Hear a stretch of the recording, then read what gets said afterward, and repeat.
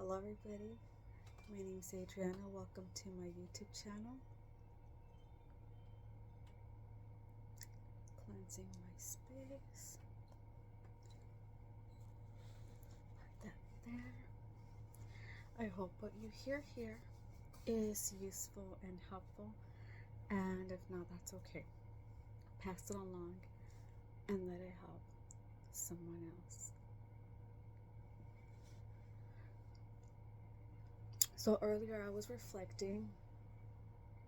Yesterday I was visiting with really good friends. We got together, had lunch, and had a wonderful time. A lot of reminiscing, a lot of talking about dynamics, of friendships, relationships, and yeah, it was very interesting bringing out perspectives of relationships, how we lived them and how we viewed them. And I was sharing with my friend, while we were just sitting down all together, and even in the car, just conversating and talking away, we were talking about how when people come from an unhealed home,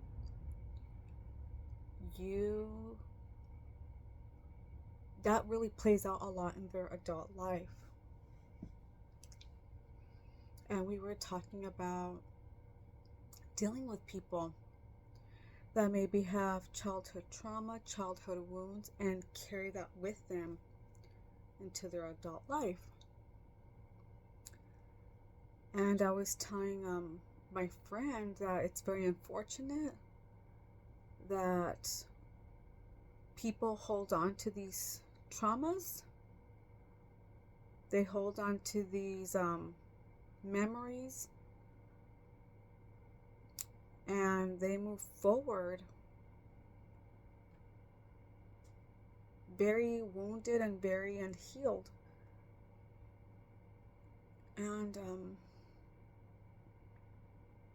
And the unfortunate part is that they don't see how much of a mess they are until they actually interact with somebody, getting into a relationship. You see a lot just by their speech and their behavior. You see a lot of what happened to them. Yeah. And I was telling my friend that, when people play mind games in a relationship and are terribly immature, are not at a level where it would be a healthy relationship, that goes way back. And it goes back to a really sad past. And I was telling my friend that I feel that when people are like this, and they just have an ugly personality, they have terrible traits, I was telling him that two things had to have occurred. One, that a child could be very unloved and neglected, and number two, there was lack or no discipline in the home. And I was just saying, because even going into my teenage years, I was disciplined still.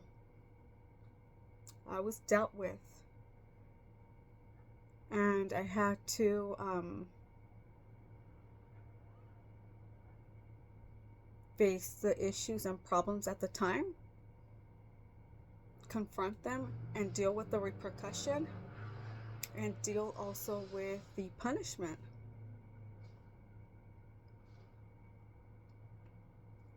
And I'll say this, that even the discipline going into my teenage years really did save my life.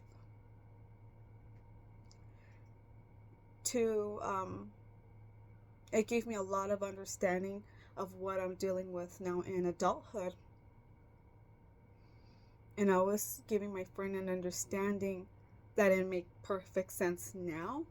The time when you're going through that difficult phase, you don't understand the disciplining. You don't understand, the confrontation, at the moment. But now, this surfacing, like in our talk, I was telling my friend, this makes sense. And I was stating how much I appreciated how I was loved and how I was disciplined and how it led me to be a better person. Yeah.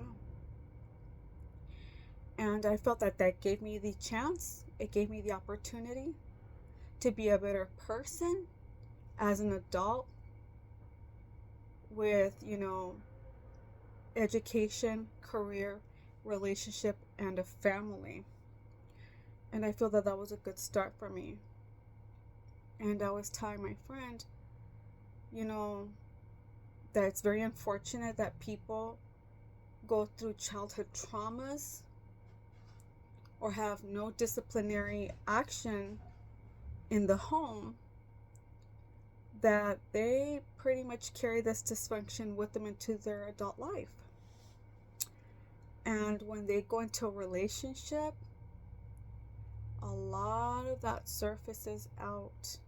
The way they treat people, the way they speak with them, the words that they use to be hurtful and be malicious.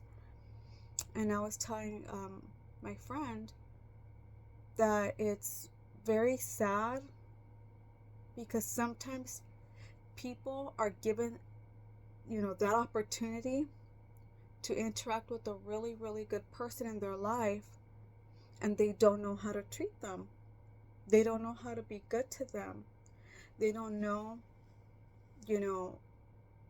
how to even, comprehend that they're dealing with a genuinely good person, and they're just being, bringing out, all the negativity that's bottled up inside, and it's pretty much spewed and it comes out.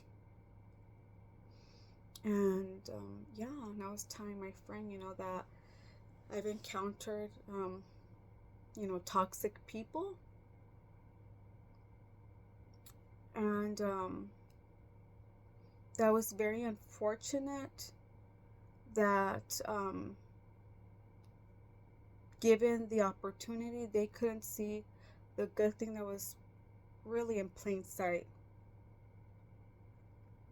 And sometimes people can be very toxic, that they feel a sense of normality when they're around other toxic people, like a group or a family. Sometimes they have such a low self-esteem that they need validation from people like that. They need, to be validated, to be counted, to feel like they're important to the same type of toxic people. And they're more relatable because they're on a lower vibration. And personally, I can relate to people like that. People that are low vibrational are the backbiting, the heavy gossipers, they're liars, they're takers, they're users, they're manipulative. And these are the worst type of people that you don't want to have as friends. You don't want to be in a relationship with. And you definitely would not ever want to have them around your energy at all. And I was, telling my friend that it's very sad because you see potential in people that they don't even see for themselves, but because they're choosing to turn a blind eye to their own toxicity, they literally trauma bond to other toxic people. They have really nothing relatable but that toxicity that, you know, at that level. They don't have nothing else to really relate on at all. And sometimes, like I was stating, you know, they feel or have a sense of acceptance when they're in that same type of toxicity, like I said, when it comes to a group dynamic or family. And I think that it's very unfortunate. Instead of looking within and healing, you can heal in various forms. There's counseling, there's therapy, there's, you know, speaking with a professional, a physician, or even within a friend group or family group. People, you know, don't understand that the first thing of healing is going inward and saying, yes, I've been through difficulties. Yes, I've had hurts and pains. And you're confronting them, you're dealing with them, and you're healing them. And I think that that's a very important step in going in the right direction and living a healthier, healed life. And I think that that's very important for everybody. Why do you ask? Good question. Because when a person walks in self-healing, they're a better individual for their loved ones, for their family, for their friends, you know, for the outer world, but most importantly for themselves. When you're healed, you can love and you can receive love. When you're healed, you can build. You know, people that are very injured because of what they've been through or grew up with, you know, they can't build. They don't know how. They just know how to tear down and destroy. And that could be within a home or a relationship or a friendship. And yeah. And my friend was, you know, in agreement with me, saying, you know, I love the way you think, Adriana. And I said, thank you. It took experience. It took me going through life and situations to learn what was good for Adriana and what was not good. And sometimes when you think you have a good thing, but it's doing more damage than good, you have to let it go. You have to cut it off and let it go. Because when you hold on to anything that's toxic, it's like a disease. There's no curing it. There's no helping it until they actually go within and work within self. That's the first step. But sometimes you have to cut things, people, places, let them go. It's not worth destroying your peace, and it's not worth, you know, being in a toxic environment with somebody that doesn't want to change or doesn't see any wrong in them. And sometimes people will play the victim. And personally, speaking for Adriana, I've never saw myself in that light, and I never will. And the first thing is to turn that around and not see yourself as a victim, but see your victory with taking, you know, the steps and moving ahead. And it starts with healing. And after that, it builds and it creates something much more better than you anticipated, because you went towards the right direction. Sometimes people want to stay in denial and don't want to face their demons, so to speak. And I say face them, remove them, and create a better you. And this will lead to a journey that will be much more harmonious, much more better. And I think, speaking from a healed heart, sky's the limit. You can go anywhere and everywhere. But it starts with that very important decision of self-healing. And I'm all for it. I hope what you heard here was useful and helpful. And if not, that's okay. Pass it along and let it help someone else.